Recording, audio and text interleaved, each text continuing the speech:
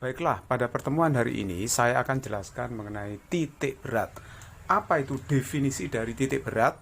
Titik berat itu adalah titik tangkap vektor gaya berat benda. Jadi setiap benda itu pasti punya berat kan? Nah, kalau kita menggambar vektor berat benda, misalkan saya memiliki benda, terserah benda apa ini, saya letakkan pada bidang, pasti benda itu punya berat. Nah, kalau kita gambar vektor berat seperti ini, nah seperti itu. Nah, kalau dikatakan titik berat itu sebenarnya adalah titik tangkap dari vektor gaya berat ini. Kita tahu vektor itu ada ujung, ada titik tangkap atau pangkal dari vektor. Ujungnya ini kan. Nah, titik tangkapnya itu dinamakan sebagai titik berat. Nah, kalau misalkan benda ini saya letakkan pada bidang koordinat kartesius, tentu saja titik berat ini akan mempunyai koordinat. Misalkan aja titik berat itu saya simbolkan sebagai Z0. Z0 itu berarti koordinatnya adalah X0, Y0. Nah, bagaimana cara kita menghitung X0-nya? Nah, X0-nya itu bisa dihitung pakai rumus ini. X0 sama dengan sigma Wx per sigma W. Nah, itu artinya sama aja dengan W1 kali X1 plus W2 kali X2 plus W3 kali X3 dan seterusnya. Nah, yang bawah sigma W itu berarti W1 plus W2 plus W3 dan seterusnya. Kita tahu bahwa benda itu bisa dipecah-pecah. Nah, kalau misalkan manusia itu dianggap sebagai benda mati, itu kan bisa dipecah menjadi apa saja, menjadi kepala, badan, tangan, kaki. Nah, kita tahu bahwa yang namanya kepala, badan, tangan, kaki, masing-masing itu akan punya berat. Jadi W1, W2, W3 itu adalah berat masing-masing elemen penyusun benda. Kalau X1, X2, X3 itu masing-masing adalah absis dari titik berat masing-masing elemen itu. Nah, kalau yang bawah ini tentu saja W dari masing-masing elemen dijumlahkan, berarti berat total keseluruhan. Nah, kalau kita menghitung koordinat Y0, ya rumusnya pakai ini, sigma W per sigma W. Jadi sigma W artinya ya W1, Y1 plus W2, Y2 plus W3, Y3, dan seterusnya. Nah, sama aja yang bawah adalah W total dari keseluruhan benda. Nah, Y1, Y2, Y3 itu berarti apa ini? Ordinat dari masing-masing titik berat elemen penyusun benda. Nah, jadi apa yang dimaksud ordinat atau absis itu kan masalah matematis ya. Kalau ada jarak titik Z0 ke sumbu Y, X0, ini namanya absis. Nah, sedangkan jarak titik berat ke sumbu X itu namanya ordinat. Misalkan dalam memecahkan titik berat benda, ternyata bagian-bagian dari benda atau elemen-elemen benda penyusunnya tidak diketahui beratnya. Nah, kalau tidak diketahui beratnya, maka kita bisa melihat macamnya benda. Macamnya benda itu ada tiga. Yang pertama adalah benda satu dimensi. Itu berupa garis atau busur. Maka kita ngitungnya X0-nya pakai sigma Lx per sigma L, Y0-nya sigma Ly per sigma L. Di mana L kecil itu menyatakan panjang garis atau panjang busur. Jadi benda satu dimensi, sekali lagi, ini bisa berupa garis atau busur. Nah, terus kemudian yang kedua, mungkin bendanya dua dimensi. Benda dua dimensi yang dimaksud adalah benda bidang atau mungkin selimut. Nah, kalau itu kita ngitungnya pakai luas atau area. X0-nya sigma X per sigma A, Y0-nya sigma Y per sigma A. Di mana A ini merupakan area atau luas bidang atau selimut. Tentu saja satuannya meter kuadrat karena luas ya. Terus kemudian yang ketiga itu benda tiga dimensi atau benda pejal, masif. Contohnya bola tolak peluru. Nah, kalau terus kemudian ada tugu berbentuk kerucut pejal atau mungkin silinder pejal. Ya, macam-macam lah ya. Kalau benda selimut mungkin kaleng dibuang isinya ya. Nah, terus kemudian kalau kita mencari X0-nya ya sigma Vx per sigma V, Y0-nya sigma Vy per sigma V, di mana V itu adalah volume benda pejal tersebut. Untuk lebih jelasnya, saya akan memberikan contoh soal. Nah, ini contoh soalnya ya. Perhatikan baik-baik, ini ada benda berupa tugu. Lah, tugu itu tersusun dari tiga elemen benda. Yang pertama adalah silinder besar dengan jari-jari 2R, tingginya 3R. Sedangkan silinder yang kedua Ini silinder yang pertama ya, ini silinder yang kedua, itu tingginya 3R sama tetapi jari-jarinya R. Lebih kecil separuhnya. Kemudian di atasnya ditumpuki oleh kerucut pejal dengan tinggi 4R. Nah, tingginya adalah 4R. Masing-masing beratnya diketahui, W1 4W, W2 2W, W3-nya itu W.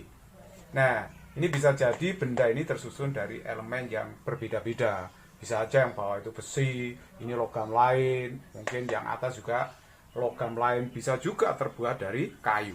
Ya, jadi ini bendanya itu tidak homogen, artinya bahwa massa jenisnya itu bisa berbeda-beda.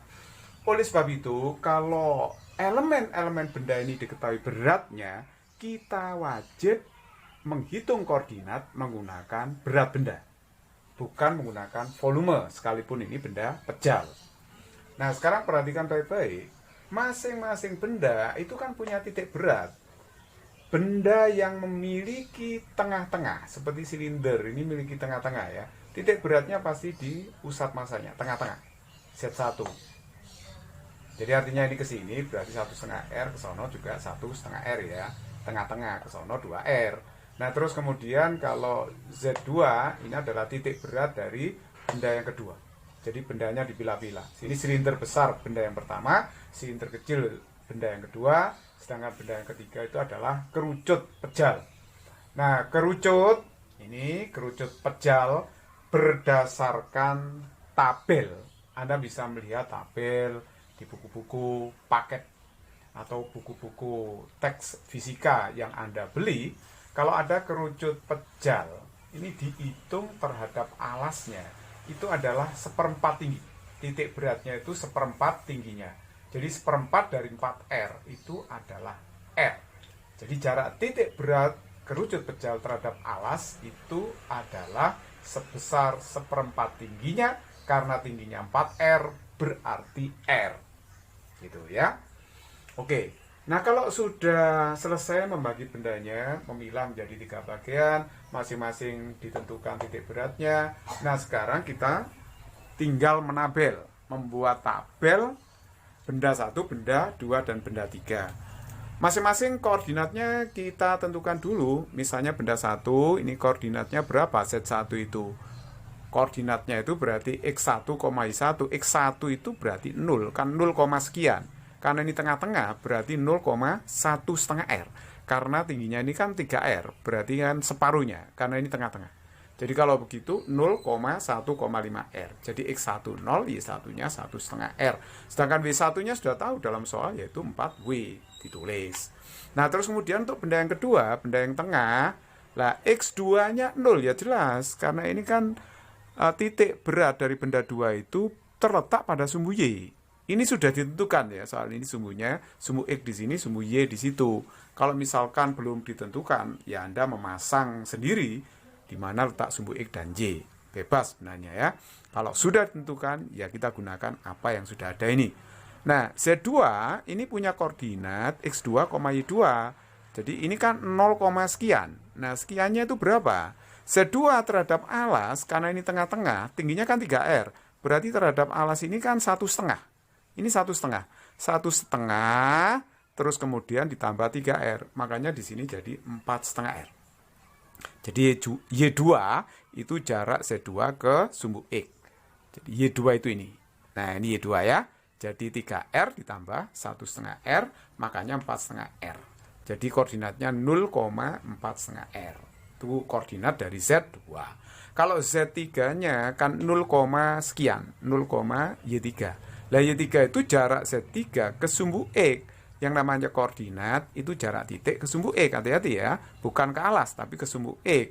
Jadi kalau begitu ini ke sini aja sudah 6R. 6R ditambah R berarti 7R. Gitu ya. Jadi sekali lagi lihat jarak Z3 ke sumbu X. R ditambah 3R ditambah 3R, kan benar 7R di situ ya. Kalau W3 berat benda yang ketiga itu kerucut, ini sudah diketahui W. Jadi lihat datanya W1 4W, W2 2W, W3 itu adalah W. Kalau udah selesai begini beres, tinggal ngitung aja sekarang. Kalau X0-nya ya pakai rumus tadi, pakai rumus berat ya. Jangan pakai rumus volume, sekali lagi bendanya ini tidak homogen. Artinya massa jenisnya itu tidak sama. Kalau diketahui beratnya wajib pakai berat rumusnya. Jadi X0 itu sigma Wx per sigma W. Ini artinya W1X1 plus W2X2 plus W3X3 dibagi W seluruhnya. Jadi W1 tambah W2 tambah W3. Tapi X1, X2, X3 0 semua kan ini. Jadi 0. Hasilnya yang atas 0. 0, 0, 0, 0, 0, 0 ya. Jadi per W total ini 0 dibagi W kan 0. Akhirnya X0-nya 0. Makanya kalau ada benda simetris, titik beratnya itu pasti di sumbu simetrinya ini. Ini kan sumbu simetri. Nah, titik beratnya pasti 0, sekian gitu. Sebenarnya X0 itu nggak usah dihitung, nggak apa-apa. Ya kan? Karena bendanya simetris. Kalau Y0-nya, lah ini kudu dihitung ya. Nah, Y0-nya itu sigma W per sigma W. Artinya ya W1 kali Y1 plus W2 kali Y2 plus W3 kali Y3. Kenapa stop sampai suku ketiga? Karena elemen bendanya cuma ada 3. Dibagi dengan W1 plus W2 plus W3. Dan seterusnya. Nah, sekali lagi, karena elemen bendanya cuma 3 ya sampai W3 saja. 3 suku saja ya. Nah, ini jadinya adalah W1 dikalikan Y1. Nih, W1 kali Y1 kan 6WR itu. 6WR. Ya kan? Terus kemudian W2 kali Y2 itu berapa? Kan 2 kali 4,5, 9WR. Ya kan? Terus kemudian plus W3 kali Y3 berarti 7WR. Kemudian Anda bagi dengan seluruhnya W. Jadi ada 4W, ada 2W, ada W. Berarti kalau begitu ini hasilnya adalah, nah ini 1522WR dibagi dengan 7W. Ya, berarti hasilnya adalah 22 per 7 WR per W. Berarti W-nya hilang, tinggal R-nya saja. Berarti 22 per 7R. Nah, kalau sudah ketemu X0-nya 0, Y0-nya 22 per 7R, berarti titik berat dari benda ini adalah Z0 0,22 per 7R. 22 per 7 itu sekitar 3 ya, 3 lebih sedikit. Jadi kalau ini kan 3R ini ke sini, jadi di atasnya sedikit. Di atasnya sedikit dari silinder 1, Z0-nya di sini. Kalau titik beratnya sudah di sini, sekalipun sumbu X dan Y-nya diubah kemanapun, letaknya ya tetap di sini. Jadi Z0 itu tidak pernah berubah letak. Koordinat bisa berubah kalau sumbu X, Y-nya diubah. Misalnya sumbu X-nya di sini, sumbu Y-nya di situ, ya tentu saja koordinat ini berubah. Tapi titik berat tetap di sini, tidak pernah berubah.